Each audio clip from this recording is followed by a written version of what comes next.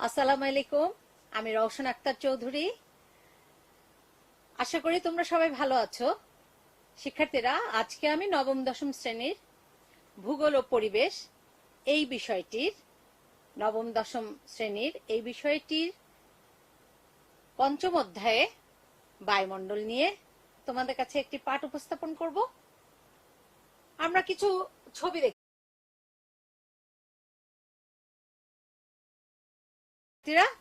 আমরা এই যে বায়ুমণ্ডল, এই বায়ুমণ্ডলই সবচেয়ে প্রধান একটি বিষয়, যার কারণে এই পৃথিবীতে জীবের অস্তিত্ব মেলে। তাহলে এই বায়ুমণ্ডল সম্পর্কে আমাদের বিস্তারিত জানতে হবে। দেখি আমরা আজকে আমি বলবো, তোমরা যখন এই ধরনের পাঠের সামনে উপস্থিত থাকবে তখন খাতা এবং কলম নিয়ে বসবে, কারণ এখানে কিছু প্রয়োজনীয় তথ্য থাকে, সেগুলো তোমরা তোমাদের খাতায় লিপিবদ্ধ করবে। আজকের পাঠ শিরোনামটি যথারীতি তোমরা তোমাদের খাতায় লিখে নিবে, বায়ুর উপাদান ও বায়ুমণ্ডলের স্তর বিন্যাস। তার মানে আজকে আমরা যা পাঠে থেকে যা অর্জন করব, আজকের পাঠ থেকে তা দেখছি। বায়ুর উপাদানগুলোর নাম তোমরা বলতে পারবে। বায়ুমণ্ডল যে আছে, এই বায়ুমণ্ডলে কিছু উপাদান আছে, সেই উপাদানগুলো তোমরা বলতে পারবে। বায়ুমণ্ডলের স্তরগুলো চিহ্নিত করতে পারবে। বায়ুমণ্ডলে বিভিন্ন স্তর আছে, সেই স্তরগুলো তোমরা ছবি এঁকে চিহ্নিত করে বলতে পারবে কোন স্তরটি কি নাম। আর সবশেষে দেখছি বায়ুমণ্ডলের স্তরগুলোর বৈশিষ্ট্য তোমরা বর্ণনা করতে পারবে। এখন আমরা মূল পাঠে আসি। আমরা দেখছি এইভাবে ঢাকা একটি চিত্র। আসলে পৃথিবীকে এইভাবে চাদরের মতো ঢেকে আছে, বা যদি বলি একটি ঢাকনি দিয়ে ঢাকার মতো ঢেকে আছে বায়ুমণ্ডল। পৃথিবী তোমরা জানো নিজ অক্ষে প্রতিনিয়ত আবর্তন করছে। এই বায়ুমণ্ডলটিও পৃথিবীর এই আবর্তনের সাথে সাথে আবর্তন করতে থাকে, কারণ পৃথিবীর একটি মাধ্যাকর্ষণ শক্তি আছে না? এই মাধ্যাকর্ষণ শক্তি দিয়ে পৃথিবী তার বায়ুমণ্ডলটিকে ভূপৃষ্ঠের সাথে আটকে রেখে, এবং পৃথিবী যখন আবর্তন করে তখন এই বায়ুমণ্ডলটিও তার সাথে আবর্তন করে। পৃথিবীর উপরে কিছু উপাদান আমি বলেছি, এইগুলোই আসলে বায়ুমণ্ডল। অদৃশ্য, আমরা এটি দেখতে পাই না, তাই তো? এটি একটি অদৃশ্য আবরণ, এটি খালি চোখে বা কোনোভাবে দেখা যায় না। তাহলে আজকে আমরা বায়ুমণ্ডল নিয়ে আলোচনা করব।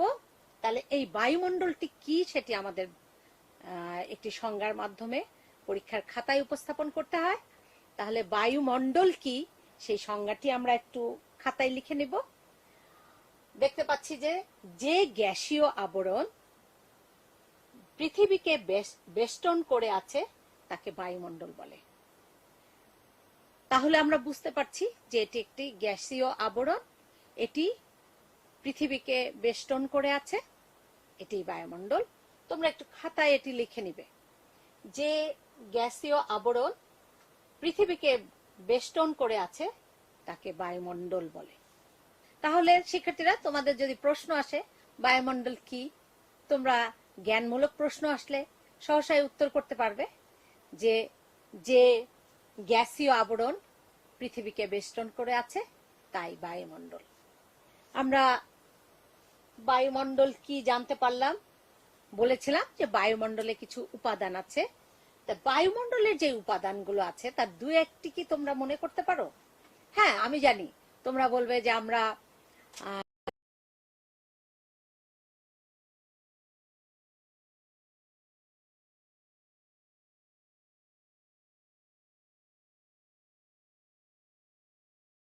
নাইট্রোজেন দেখো অনেক বেশি আছে। এখানে দেখাচ্ছে নাইট্রোজেন আছে 78.02, শতকরা 78.02 আছে নাইট্রোজেন। কার্বন ডাইঅক্সাইড আমি বলেছি আমরা নিঃশ্বাসের সাথে কার্বন ডাইঅক্সাইড ত্যাগ করি, এটিও বায়ুর একটি উপাদান। এটি আছে দেখো খুব সামান্য পরিমাণে 0.03, শতকরা 0.03। তাহলে অক্সিজেন এবং নাইট্রোজেনের তুলনায় এটি খুবই যৎসামান্য। আছে আর্গন বলে একটি উপাদান, এটিও আছে শতকরা 0.80। জলীয় বাষ্প, তোমরা জানো যে জলীয় বাষ্প কি।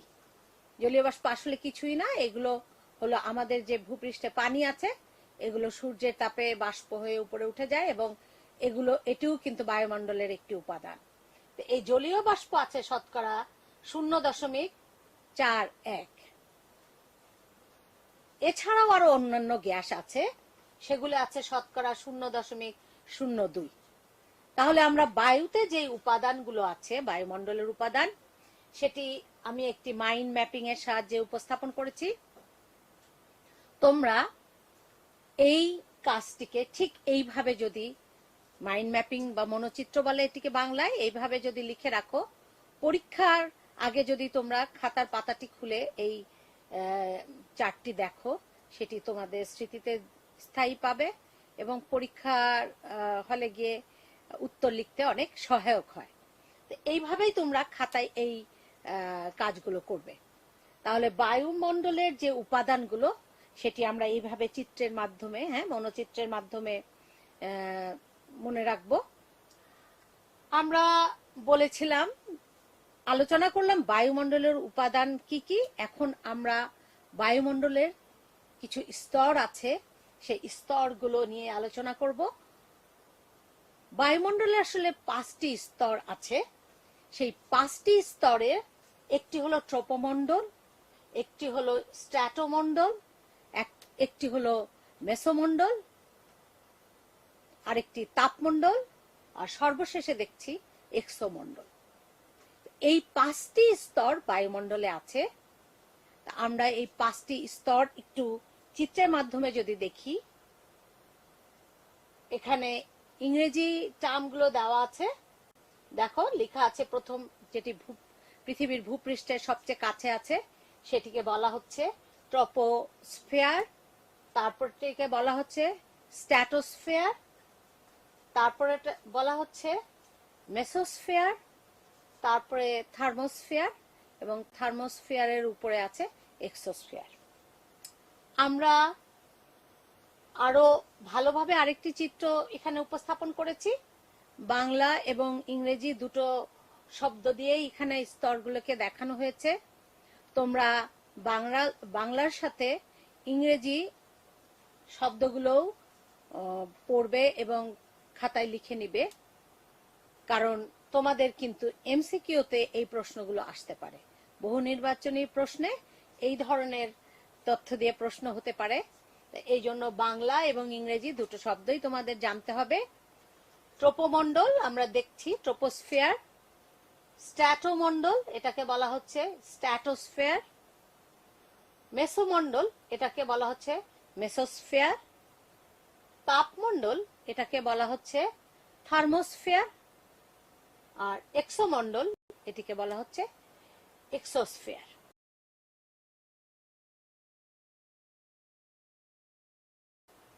তাহলে আমরা 5টি বায়ুমণ্ডলের স্তর জানলাম, তার বাংলা এবং ইংরেজি উভয় নামটি আমরা জানলাম। আমি আশা করি এই ব্যাপারে যে কোনো প্রশ্নের উত্তর তোমরা দিতে সক্ষম হবে।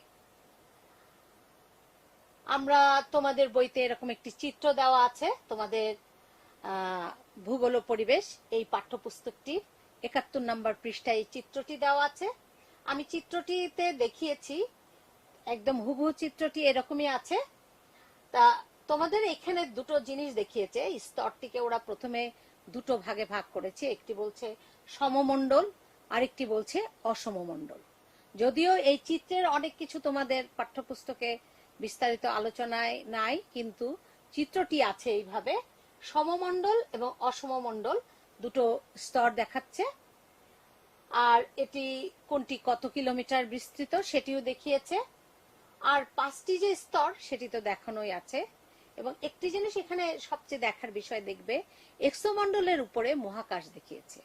তার মানে এক্সোমণ্ডল পর্যন্ত এটি সৌরজগৎ, এরকম আমরা একটা জায়গায় পৃথিবীর বায়ুমণ্ডলের স্তর, এরপরে মহাকাশটি ওরা বুঝাতে চেয়েছে। তাহলে আমরা দেখতে পাচ্ছি যে এই চিত্রতে কিছু ছবি দেখবে আছে, কোথা দিয়ে প্লেন উঠছে, কোথা দিয়ে রকেট উঠছে, না? তো এগুলো কিন্তু এখানে কিছু তথ্য আছে। অতএব চিত্রটি নিয়ে তোমরা একটু মাঝে মধ্যে চিত্রটি নিয়েও মানে নিজেদের মধ্যে নিজে নিজে একা বসে কাজটি করতে পারো। তোমার শিক্ষার্থী অন্য যে সহপাঠীরা আছে তাদের সাথে বিদ্যালয়ে গিয়ে আলোচনা করতে পারো, বা ছবিও আঁকতে পারো নিজের খাতায় আবার নতুন করে। আমরা এটি বায়ুমণ্ডলের স্তর বিন্যাস। আসলে আমরা এখানে বায়ুমণ্ডলের একটি স্তরের কিছু ছবি দেখিয়েছি। ভূপৃষ্ঠের সবচেয়ে কাছে যে স্তরটি সেটি আমরা দেখেছিলাম ট্রোপোমণ্ডল, না? সেই ট্রোপোমণ্ডলটির কিছু ছবি দেখানো হয়েছে। ছবি দেখানো হয়েছে, তার উপরে আমি কিছু শব্দও বসে দিয়েছি। তা এই শব্দগুলো এই ট্রোপোমণ্ডলে খুবই গুরুত্বপূর্ণ। ট্রোপোমণ্ডল এটি দেখো, বলা হচ্ছে যে এটির বিস্তৃত নিরক্ষীয় অঞ্চলে 16 থেকে 19 কিলোমিটার। তোমরা আগেই জানো যে নিরক্ষীয় অঞ্চল কোনটি পৃথিবীতে, ওই যে 0 ডিগ্রি অক্ষরেখা, এর থেকে উত্তর গোলার্ধে এবং দক্ষিণ গোলার্ধে কিছু অঞ্চল যেটি নিরক্ষীয় অঞ্চল, সেইখানে এটির বিস্তৃতি প্রায় 16 থেকে 19 কিলোমিটার। জায়গা ভেদে একটু পরিবর্তন আছে। আর মেরুতে, ওই যে বলেছিলাম উত্তর মেরু এবং দক্ষিণ মেরু, সেই মেরুতে 13 কিলোমিটার বিস্তৃত এই ট্রোপোমণ্ডলটি। আর বলা হচ্ছে ট্রোপোমণ্ডলটি বায়ুমণ্ডলের সর্বনিম্ন স্তর, কারণ ভূপৃষ্ঠের সাথেই লাগানো, না? এটি বায়ুমণ্ডলের সর্বনিম্ন স্তর। এবং বায়ুমণ্ডলের যে ওজন আছে তার সাথে যদি তুলনা করা হয়, এই ট্রোপোমণ্ডলের ওজন 75 ভাগ। টোটাল বায়ুমণ্ডলের ওজন যদি 100 ভাগ হয়ে থাকে, 75 ভাগ ওজনই আছে এই ট্রোপোমণ্ডলে। তাহলে বোঝা যাচ্ছে যে ট্রোপোমণ্ডলে অনেক উপাদান বেশি আছে, না? তাহলে এখানে দেখলাম বায়ুমণ্ডলের ওজনের 75 ভাগ এই ট্রোপোমণ্ডলে। আর এখানে বৃষ্টিপাত, তুষারপাত, ঝড় এগুলো আছে। আর দেখতে পাচ্ছি এখানে কুয়াশা, শিশির, মেঘ, বায়ু প্রবাহ এগুলো এখানে হয়ে থাকে। কুয়াশা, তোমরা জানো যে কুয়াশা কি জিনিস, না? সেটি আসলে এই ট্রোপোমণ্ডল থেকেই হয়। শিশির যে পড়ে, দেখো না সকালে ঘাসে শিশির পড়ে থাকে, সেটিও কিন্তু এই ট্রোপোমণ্ডলের সাথেই জড়িত। আর যেই যে বাতাস প্রবাহিত হয়, এই বায়ু প্রবাহটাও কিন্তু এই ট্রোপোমণ্ডলের সাথে। তুষার যে হয়, ঝড় বৃষ্টি হয়, সবটি এই ভূপৃষ্ঠের এই স্তর, বায়ুমণ্ডলের এই স্তর ট্রোপোমণ্ডলে দ্বারাই সংগঠিত হয়। ট্রোপোমণ্ডলের একটি জায়গায় আমরা দেখি যে এটা বলা হচ্ছে ট্রোপোমণ্ডলের ঊর্ধ্বসীমা, মানে সবচেয়ে ট্রোপোমণ্ডলের শেষ প্রান্ত, এটিকে বলা হয় ট্রোপোবিরতি। ট্রোপোবিরতিতেই আমাদের জন্য গুরুত্বপূর্ণ, কারণ এইখানে আসলে বিমান চলাচল করে। কারণ একটি কারণ আছে, সেটি হলো এই ট্রোপোমণ্ডলের যেই মানে শেষ প্রান্ত, যেটি ট্রোপোপজ বলছি বা ট্রোপোবিরতি, এখানের আসলে বায়ু স্থির, এখানে ঝড় বৃষ্টি নেই বললেই চলে। অতএব বিমান এখানে খুব ভালোভাবে চলতে পারে, সেই জন্য বিমান চলাচলের জন্য এটি একটি ভালো পথ। যারা বিমানে ভ্রমণ করেছে তাদের সেই অভিজ্ঞতা আছে। দেখবে যে বিমানটি একসময় সোজা পথে যখন চলতে শুরু করে, সেই স্তরটি আসলে ট্রোপোমণ্ডলের শেষ প্রান্ত, ট্রোপোবিরতি বা ট্রোপোপজ। আর এটির তাপমাত্রা 54 ডিগ্রি সেলসিয়াস। আচ্ছা, আমরা এই যে যেই ট্রোপোমণ্ডলের জায়গাটি দেখিয়েছিলাম, সেই দেখো বিমান চলে আসলে, এই জিনিসটি একটু মনে রাখবে তোমরা। আমরা দেখতে পাচ্ছি এর পরের স্তর, ট্রোপোমণ্ডলের ঠিক উপরের স্তরটি, এটা হলো স্ট্র্যাটোমণ্ডল, ইংলিশে এটাকে বলেছিলাম স্ট্র্যাটোস্ফিয়ার। স্ট্র্যাটোমণ্ডলের গভীরতা 50 কিলোমিটার, মানে এটি 50 কিলোমিটার পর্যন্ত এটির বিস্তৃতি। এই 50 কিলোমিটারের মধ্যে এই স্ট্র্যাটোমণ্ডলের উপরের যেই জায়গাটি, এটির যেই শেষ প্রান্ত, সেই শেষ প্রান্তটাকে বলা হয় দেখো স্ট্র্যাটোবিরতি। আমরা যে ট্রপোমণ্ডলে যেমন ট্রপোবিরতি পড়েছিলাম, যে ট্রপোমণ্ডলের শেষ প্রান্ত, ঠিক এরকম স্ট্র্যাটোমণ্ডলের শেষ প্রান্তে যেই জায়গাটুকু, সেটাকেও কিন্তু স্ট্র্যাটোবিরতি বলা হয়। এটিতে একটি গুরুত্বপূর্ণ জায়গা আছে, যেটি হলো ওজোন গ্যাসের স্তর আছে এই স্ট্র্যাটোমণ্ডলে। এই ওজোন স্তরটি আমাদের জন্য খুবই গুরুত্বপূর্ণ। এই ওজোন স্তরের কারণেই কিন্তু পৃথিবীতে জীবের অস্তিত্ব মেলে। আর এই স্ট্র্যাটোমণ্ডলের আবহাওয়া শান্ত, শুষ্ক, এখানেও ঝড় বৃষ্টি নেই। তা এটি জেট বিমান চলে এখান দিয়ে। আমরা বলেছিলাম ট্রপোমণ্ডলে বিমান চলে, আর জেট বিমান সেটি চলে আসলে এই তোমার স্ট্র্যাটোমণ্ডলে। আর ওজোন গ্যাস নিয়ে আমরা আরেকটু আলোচনা করব।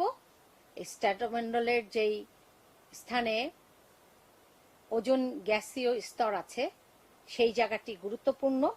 গুরুত্বপূর্ণ কেন দেখো, আমরা দেখলাম যে এই ওজোন স্তর কেন বায়ুমণ্ডলের খুব গুরুত্বপূর্ণ। আসলে সূর্যের আলোর যে অতি বেগুনি রশ্মি আছে, এটি ওজোন স্তর চুষে ফেলে, শোষণ করে নেয়। শোষণ করার ফলে এর যে ক্ষতিকারক জিনিসটি আছে, সেটি আর ভূপৃষ্ঠে পৌঁছাতে পারে না। আমরা এরপরে দেখছি মেসোমণ্ডল। মেসোমণ্ডল তৃতীয় স্তর, না? ট্রপোমণ্ডল, স্ট্র্যাটোমণ্ডল, তারপরে মেসোমণ্ডল। এর গভীরতা 80 কিলোমিটার, তাপমাত্রা 83 ডিগ্রি সেলসিয়াস। এরও যে শেষ সীমানাটা, সেটিকে বলা হয় মেসোবিরতি। আর এটিও কিন্তু সবচেয়ে শীতলতম একটি স্তর। এই কারণে যে উল্কা যে ছুটে আসে পৃথিবীর দিকে, সেই উল্কাটি এই স্তরে এসে একদম পুড়ে যায়, কারণ এই স্তরটি খুব শীতল। এরপরে আমরা দেখছি তাপমণ্ডল। তাপমণ্ডল হলো, এর গভীরতা প্রায় 500 কিলোমিটার। আর এখানে বায়ু আয়নযুক্ত, তার মানে এখানে রঞ্জন রশ্মি ও বেগুনি রশ্মি আছে। এই স্তরে বেতার তরঙ্গ বাধা পেয়ে ভূপৃষ্ঠে ফিরে আসে। এই যে আমরা যে বিভিন্ন স্যাটেলাইট চ্যানেল চালাই, এই স্তরের কিন্তু ভূমিকা আছে এখানে। এই তাপমণ্ডলে এই বেতার তরঙ্গ বাধা পেয়ে সে এই যে আয়নযুক্ত যে বায়ু আছে, এখানে বাধা পেয়ে সে আবার ভূপৃষ্ঠে ফিরে আসে। এই স্তরটি কিন্তু গুরুত্বপূর্ণ সেদিক থেকে। আর লাস্টে যেই স্তরটি, সেটা হলো এক্সোমণ্ডল। এর গভীরতা 960 কিলোমিটার। এর তাপমাত্রা 300 থেকে 1650 ডিগ্রি সেলসিয়াস, তার মানে এর তাপমাত্রা খুব উচ্চ। এরপরে আছে মহাকাশ, এটি আমি আগেও বলেছি। তোমরা এটি নিয়ে অনেকগুলো কুইজ করতে পারো। দেখো আমি সাজিয়ে রেখেছি ট্রপোমণ্ডল, স্ট্র্যাটোমণ্ডল, মেসোমণ্ডল। এখানে কিছু শব্দ বা সংখ্যা বসিয়েছি, তো এগুলো দিয়ে তোমরা কিন্তু কুইজ তৈরি করতে পারো। হ্যাঁ, আর এটি নিয়ে কাজ করতে পারো। পৃথিবী গোল করে একে এরকম 3-4টা দাগ দিয়ে এক একটা স্তরের নাম লিখতে পারো, এরকম কাজ করতে পারো। আর মূল্যায়নের জন্য আমি কিছু প্রশ্ন রেখেছি। দেখো, প্রশ্নগুলো নিয়ে যদি একটু আলোচনা করি, বায়ুর উপাদানগুলো কি কি, তোমরা দুটো নাম তো অনায়াসে বলতে পারবে, অক্সিজেন, নাইট্রোজেন। বলা হচ্ছে বায়ুমণ্ডলে কোন স্তরে জেট বিমান চলাচল করে, তোমরা বলবে স্ট্র্যাটোমণ্ডলে, না? বায়ুমণ্ডলের কোন স্তরে মেঘ, বৃষ্টি ও ঝড় আছে, তোমরা বলে দিবে ট্রপোমণ্ডলে। ওজোন স্তরের বৈশিষ্ট্য কি, এটি সূর্যের অতিবেগুনি রশ্মি শোষণ করে নেয়। বায়ুমণ্ডলের কোন স্তরে উল্কা পুড়ে যায়, সবচেয়ে শীতল স্তর, হ্যাঁ, যেটিতে মেসোমণ্ডল, সেখানে এই উল্কা পুড়ে যায়, আমরা দেখেছি। একটি বাড়ির কাজ রেখেছি তোমাদের জন্য। পৃথিবীতে জীবের অস্তিত্ব মিলে বায়ুমণ্ডলের জন্য। এই বায়ুমণ্ডলের স্তরের ছক আঁকো। আমরা 5টা লাইন দিয়ে 5টা স্তরের নাম লিখে ফেলবো না, লিখে ওই প্রত্যেকটা স্তর সম্বন্ধে 2-3টি লাইন লিখে রাখবো, যাতে সৃজনশীল প্রশ্ন যেরকমই হোক না কেন তোমার এই তথ্যগুলো জানা থাকলে তোমরা যে কোনো সৃজনশীল প্রশ্নের উত্তর করতে পারবে। তাহলে আমি যদি আজকের পাঠের একটু পেছন দিক থেকে আসি, যে আমরা বায়ুমণ্ডল কি আমরা দেখেছি, একটি গ্যাসীয় আবরণ ভূপৃষ্ঠকে বেষ্টন করে আছে, এটি বায়ুমণ্ডল। বায়ুমণ্ডলের বিভিন্ন উপাদান আছে, অক্সিজেন, নাইট্রোজেন, এরকম। বায়ুমণ্ডলে 5টি স্তর আলোচনা করেছি, ট্রোপোমণ্ডল, স্ট্র্যাটোমণ্ডল, মেসোমণ্ডল, তাপমণ্ডল এবং এক্সোমণ্ডল। শিক্ষার্থীরা, তোমরা তোমাদের পাঠের বিষয়গুলি পাঠ্যপুস্তক থেকে বারবার পড়বে এবং নিজের খাতায় গুরুত্বপূর্ণ শব্দগুলো লিখে সেগুলো অনুশীলন করবে। তাহলে পরীক্ষায় যে প্রশ্নই হোক না কেন তোমরা সহজেই তা উত্তর দিতে পারবে। আজকে আমি পাঠ শেষে তোমাদের জন্য কিছু নৈতিকতার কথা বলে যেতে চাই। তোমরা নিজেদের মধ্যে নিজেদেরকে আত্মবিশ্বাসী করে তুলবে। আর নিজে যদি আত্মবিশ্বাসী হয়ে ওঠো, তাহলে তুমি যে কোনো কাজই করতে সফল হবে এবং তোমার জীবনে সার্থকতা আসবে। তাহলে আমরা আত্মবিশ্বাসী হয়ে উঠব, নিজের উপরে ভরসা করতে শিখব। সকলকে ধন্যবাদ।